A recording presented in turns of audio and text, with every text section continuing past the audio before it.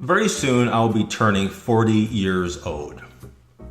And when you get older, at any particular age, you start reflecting on what you have done so far. You start reflecting on the world as a whole. And when you turn 40, a lot of things kind of make sense. And in this video of the MT Doctrine, I want to talk about age breakdowns. That in particular decades that we live, we experience certain things. And again, it does make sense of why people do what they do in that part of their life. So let's jump right into it. The first age decade is the teenage years. Let's say from 12 to 19 years old. This particular decade, these folks are very arrogant. They don't listen. They don't want advice, especially from adults. They're rude. These are likely your internet trolls. As a teenager, they got this all figured out. Life is easy. Parents are just blah, blah, blah, blah, blah. The adults. They don't know what they're talking about. Life is easy. I don't know what they're bitching about. I got things all figured out. That is the mind of a teenager. And I have seen countless teenagers have this particular idea. I have a nephew, and he recently turned 18. He turned 18 this year. And there was a graduation. A family member, she graduated. She got her nursing degree. And they were like, hey, come to the graduation. He's like, no, because then you guys put pressure on me that I have to graduate and this and that. I'm tired of hearing that. He said that. He's just tired of people badgering him about doing good in school and going to college. Because he got things figured out. He's going to basically get an apartment and, fold shirts at the mall. Him and his friends will basically, share an apartment. They got this all figured out. That they do not want any particular advice from adults. They're getting tired of being lectured. They got things figured out. I can't wait to move out. Then move out. But that is the mentality of a teenager that I have seen so many times. Now we get to the 20s, 20 to 29. And this is the decade of discovery.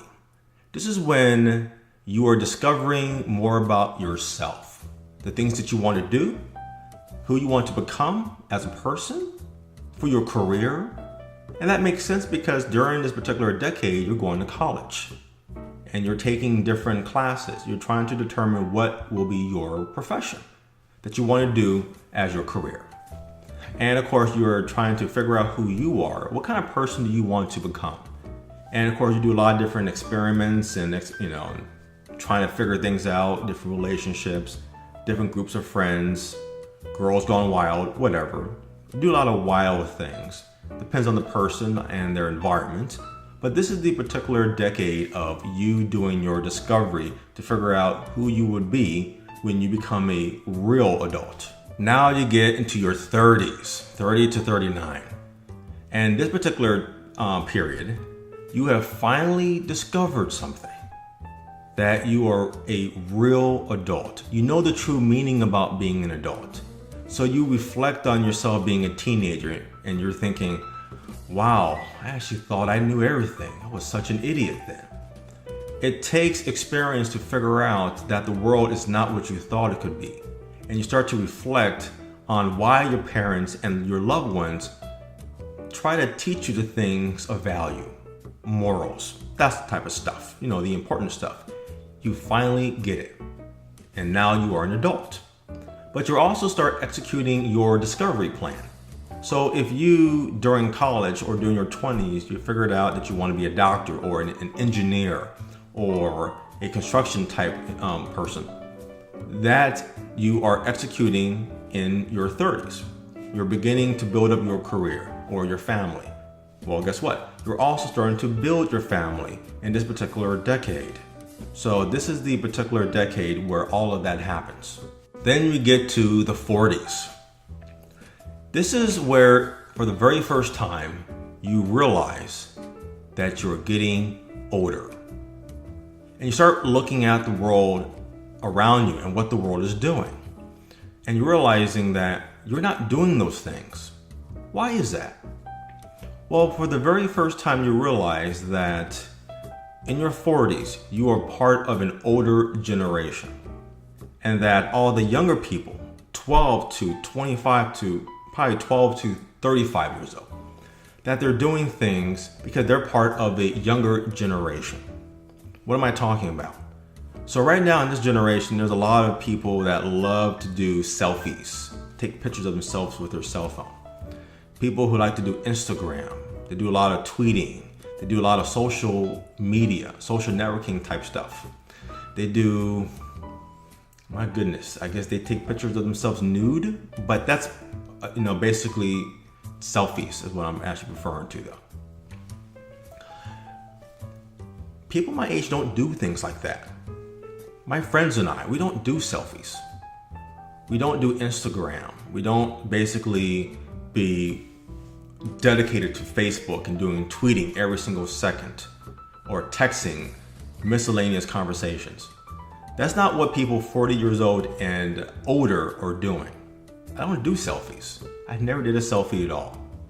I don't do Instagram. I don't do much social networking unless it's business related, but I do a little of that anyway. And these things are happening, and I always try to figure out, like, why is this so? I mean, I've been in the technology field for almost 20 years. So is it because why is it? Well, because I'm older than these other people. I'm in a different generation than they are. I was around when the internet basically was there. I was right there in the beginning. I was there before there was Windows 95. Okay? I was there throughout that entire internet-based process. When some of you probably were not even born, I was there because that was my generation. Now, a lot of young people in that younger generation, we take that for granted because you have not lived in that generation. Your generation now is about selfies and social media, Instagram, blah, blah, blah, blah. That makes up your generation. And there's nothing wrong with that, by the way. Don't get the impression that's something that is strange. Or the YouTube craze, where you see a lot of particular channels on YouTube that I talked about in a different video on our channel, that there's a lot of channels that are like 14 million subscribers, 30 million subscribers, 20 million subscribers. And the content is very childlike. It's very juvenile content because YouTube is part of that younger generation. It's not for folks that are 40 years old and older. It just isn't. Okay? I'm not gonna see my dad or my mother do selfies or do anything like that on YouTube. That's just not their thing. There's nothing wrong with that. It is a different generation. So all these epiphanies, all that happens when you get into your 40s. Then we get to the 50s, 50 to 59. In this particular decade, you go through your midlife crisis. Now, a lot of people always assume that it is your 40s. Well, maybe a long time ago, but in this day of age, that has been basically escalated to more in your 50s. And what that really means is that you start to come to terms that you are getting older. Okay? In your 40s, you start to get a glimpse of that. But in your 50s, you realize that you are getting older, much older, and that means that you're on the closer end of dying. Dying is a very, very scary concept for every person. It is a scary thing because we don't know what that really means. What does that mean on the other end? We don't know that. So that is something that really happens in your 50s. You go through your midlife crisis. And yes, and that basically means that you try to change that, try to feel younger. So you may see people buy a big fancy car. Our neighbors actually did that. I remember they bought like this, I guess the father, he bought like this big monster truck. And the wife had like this cute little sports car. It was cute though. But I think after 5 years or so, they sold their cars and got smaller cars. And I kind of figured out, okay, they're going through their midlife crisis. They're going through, they're like, okay, they got through that crisis. Now they're just kind of going back to normal again. But midlife crisis is also kind of a celebration as well.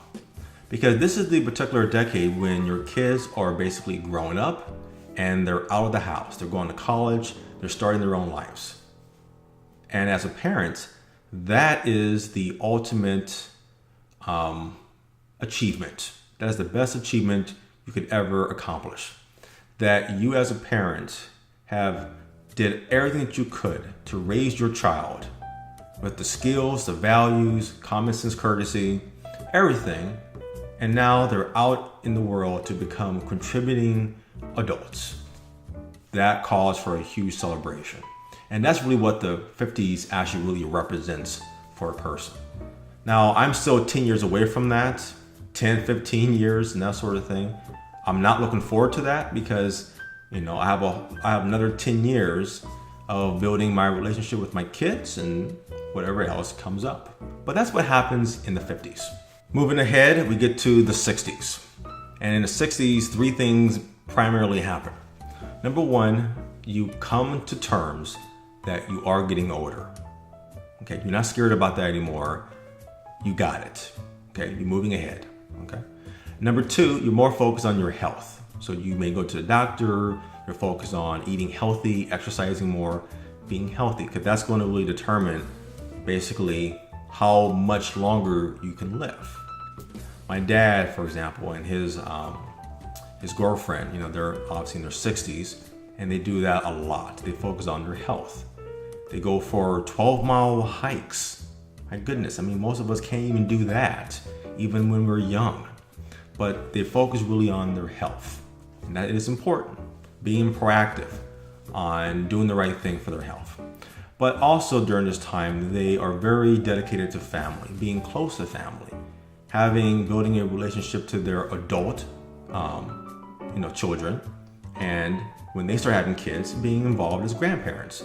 That's really what is the heart of what people in their 60s really focus on the most. And finally, we get to 70 years and older. And a couple of things happen here. So for one, you are still closer to family. You're very involved with birthdays, Christmas, family visits. You look forward to that. That means a lot. When somebody calls you, that means a lot, because you're reaching and you're connecting with family. You're talking to your grandkids, maybe your great grandkids. Get to hold them in your arms. But this is also the time period where you are prepared. You're ready for the next phase of your life, to pass away. That sounds scary though. Death is a very scary thing. But in this particular time in a person's life, you're not scared anymore. You're prepared. And I think a big part of that is you start reflecting on your entire life. You start reflecting like, wow, I was such an idiot when I was a teenager, thinking that I knew everything. You figured out what you discovered about yourself, who you wanted to be, who you did not want to be when you were in your 20s. You started to figure out basically how you built your career or your business, how you started your family, how you met the person that you're with, how you got married, and the history that evolves from there. You think about, wow, I'm part of this generation. This is what we did in our generation. And you will see other generations basically kind of build over the decades. And it will become very interesting. It becomes a very interesting observation that you'll notice. You start reflecting upon, that you're getting older and how you were scared of getting older. When your kids got older and they moved out. When you were concerned about your health and being very proactive about your health. You start reflecting on every aspect of your life.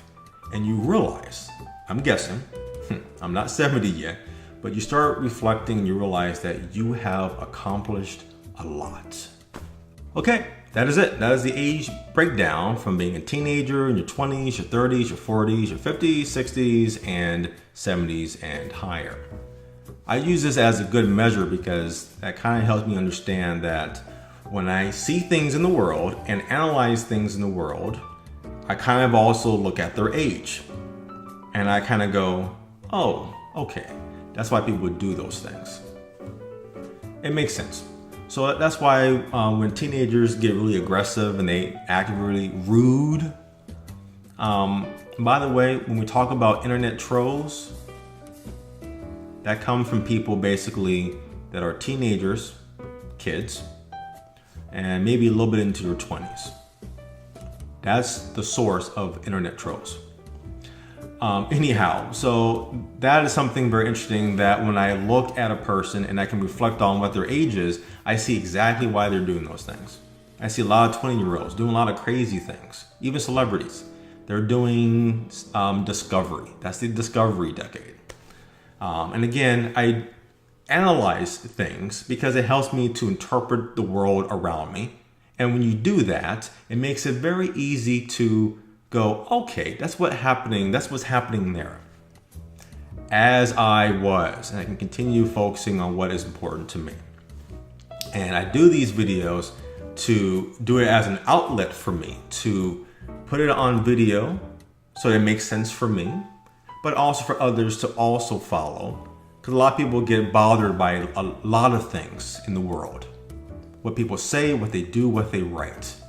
And they don't have really a good way of understanding why people do or say or write what they do. Well, there's a whole bunch of reasons, and our channel is focused on that. That's why I did the human formula, which is the complete detail of what humans actually do. I talk about the different types of human intelligence. I talk about the different groups that we identify with. I talk about the acts of human aggression, that we are aggressive because we are selfish, we are self-centered, we are oblivious, so on and so forth. And of course, we do things based on our age. It all makes sense. So thank you for watching this video. I do appreciate it. Please subscribe to our channel, and I will see you next time.